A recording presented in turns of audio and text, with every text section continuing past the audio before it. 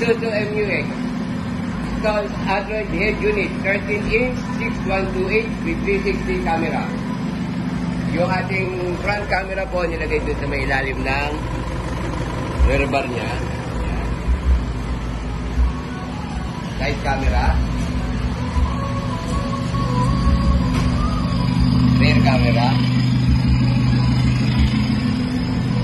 Ayan, side camera.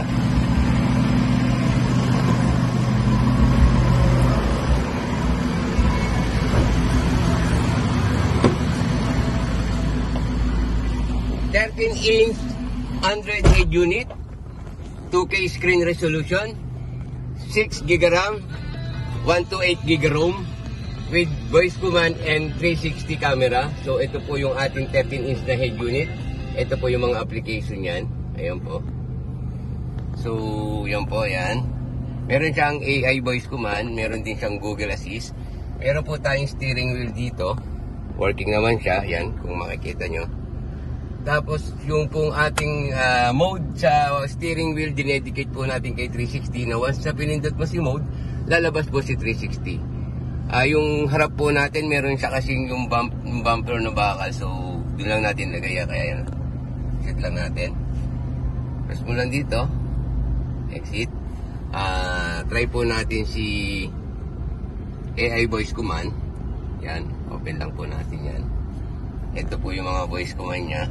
Kakabisaduhin lang natin. So, sample lang tayo ng command niya. Open the radio. Next track. Previous track. Turn on navigation. So, yan po yung mga ilan sa AI voice command niya.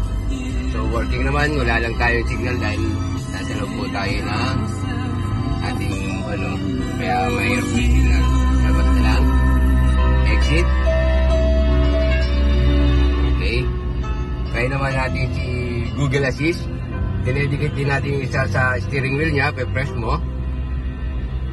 Want to go SM San Lazaro. So, siya po yung maghahanap through Google Maps ng location.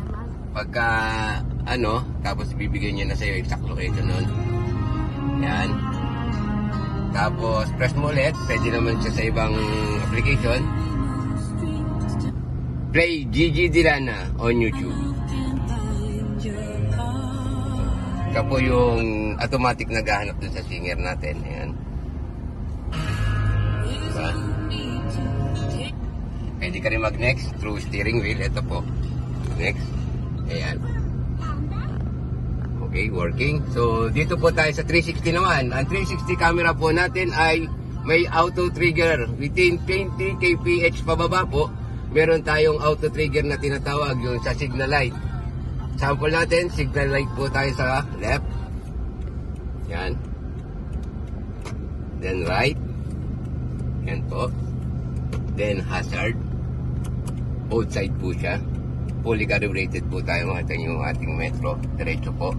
Yung reverse natin po ang priority. So kahit naka-hazard ka, pagka nag-reverse ka, lalabas po yung likod.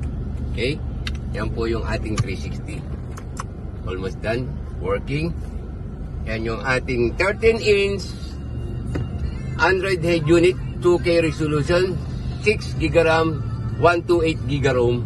That's all. Salamat po.